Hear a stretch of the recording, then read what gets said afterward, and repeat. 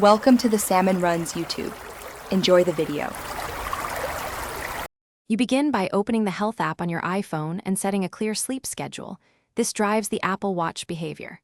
Once done, make sure sleep mode and wind down are turned on in both Health and Watch settings, so Do Not Disturb activates when needed. You also pair your watch and confirm Bluetooth is active. This syncs alarms, haptics, and sleep data. Short pulses will wake you gently.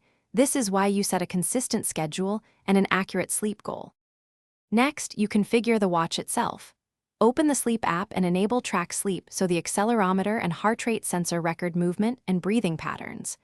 Then adjust sleep focus settings to dim the screen and silence alerts while allowing critical contacts to bypass. You should customize the wake-up alarm, choose gentle haptics or a sound and set intensity. This improves waking without startling you. Because sensors need skin contact, make sure the watch fits snugly, but comfortably for reliability. To finish, run a quick test night. Use wind down for 10-30 minutes and let sleep mode engage.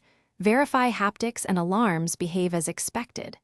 Make sure the watch has at least 30% battery before bed and that watch OS is up to date, because updates include tracking improvements. If sleep tracking or alarms fail, restart both devices, turn wrist detection off and on, and repair the watch if necessary.